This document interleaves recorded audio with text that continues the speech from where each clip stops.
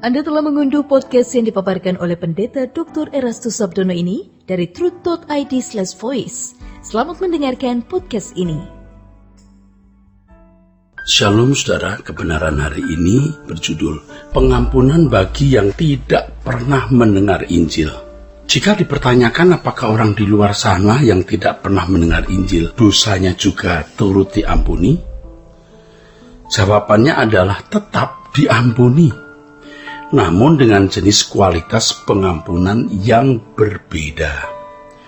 Tuhan menganggapnya sudah selesai, tapi bukan berarti langsung mereka masuk surga loh. Perlu adanya semacam pengujian batin terhadap mereka untuk dapat dihakimi oleh Tuhan.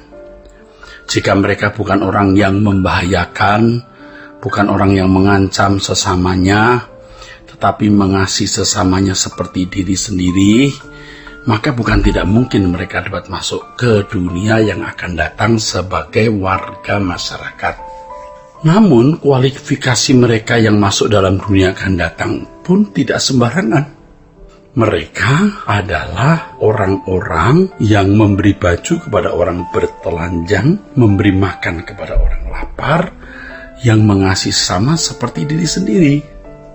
Singkatnya, saudara, mereka yang masuk dunia akan datang itu adalah orang yang memiliki hati peduli terhadap sesamanya dan mengasihinya dengan tulus. Saudara, kita tidak dapat membantah bahwa sebaik apapun orang pasti memiliki dosa. Namun harus diingat bahwa dosa tersebut telah diselesaikan oleh Tuhan Yesus dalam kematiannya. Dalam Yohanes pasal 1 ayat 29 dikatakan bahwa Tuhan Yesus adalah anak domba Allah yang menghapus dosa dunia.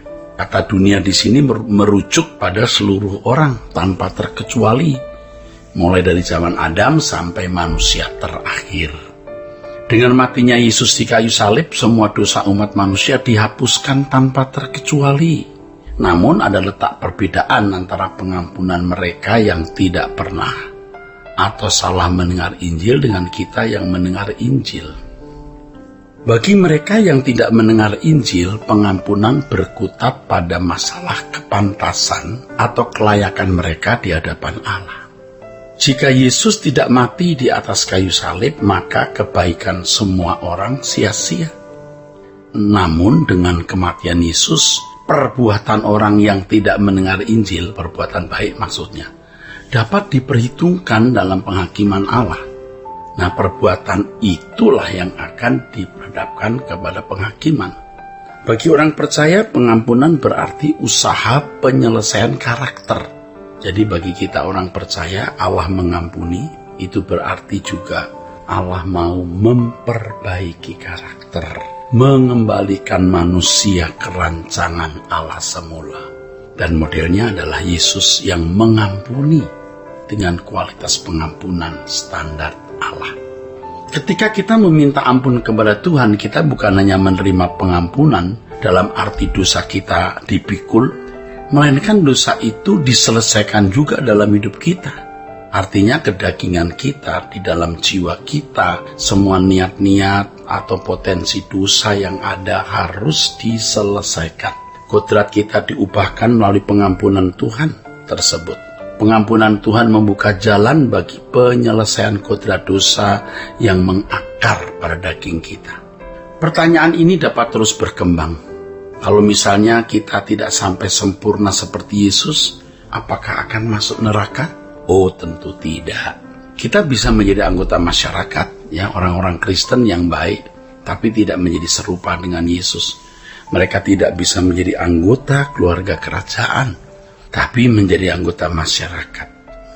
Nah, faktanya, di gereja kita menemukan banyak orang lebih bengis dari orang di luar gereja. Di gereja kita lihat orang atau orang Kristen saling menyakiti, saling melukai, saling memfitnah, bahkan jelas tidak mencerminkan kodrat anak Allah sama sekali.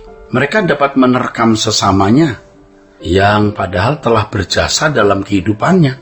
Menerkam sesamanya juga orang-orang yang mestinya mereka membalas kebaikan.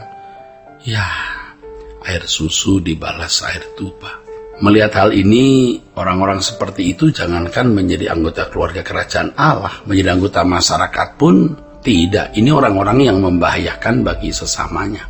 Dan kita tidak menyangkal adanya orang-orang yang lebih bengis ya di dalam gereja dibanding orang-orang di luar gereja. Bahkan orang-orang yang tidak tahu budi baik orang lain, tidak tahu menghormati senior, tidak menghargai senioritas, dan ya kejam ya saudara.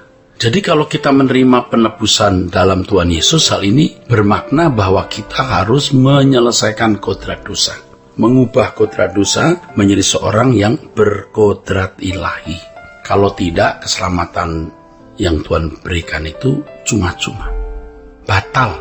Ingat ya, keselamatan itu usaha Tuhan mengembalikan manusia ke rancangan Allah semula. Kalau menolak proses dikembalikan ke rancangan Allah semula, ya dia tidak menerima dan tidak mengalami dan tidak memiliki keselamatan. Oleh karenanya kita harus dapat membedakan standar penghakiman orang yang mendengar Injil dengan orang yang tidak mendengar Injil. Saudaraku sekalian, orang yang telah mendengar Injil dan menerima pengampunan dari Tuhan berkewajiban untuk menyelesaikan kodrat dosanya.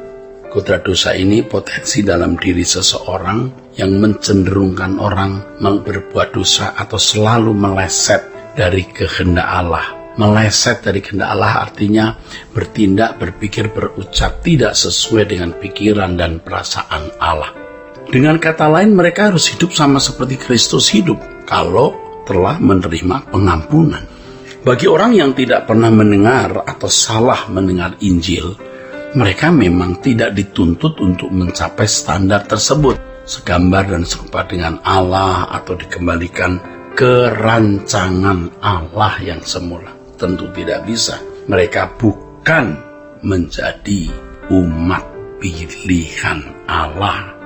Saudaraku, saudara sekalian, jadi betapa berharganya ya menjadi seorang yang dipilih itu. Mungkin sebagian kita akan berpikir bahwa lebih nyaman menjadi golongan mereka yang tidak pernah mendengar Injil sehingga tidak dituntut standar yang demikian berat.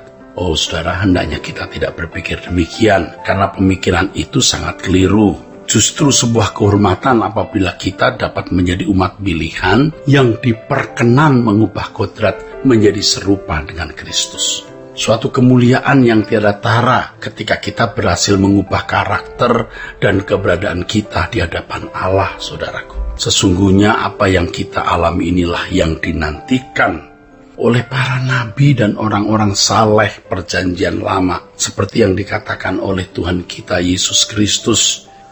Banyak orang-orang benar dan nabi-nabi ingin melihat yang kamu lihat, ingin mendengar yang kamu dengar. Tapi mereka tidak melihat, tidak mendengar juga. Karena kamulah yang mendapat hak tersebut. Sesungguhnya apa yang kita alami inilah yang dinantikan oleh para nabi dan orang saleh di perjanjian lama. Oleh sebab itu hendaknya kita tidak membandingkan diri kita dengan orang yang tidak pernah mendengar Injil atau salah mendengar Injil.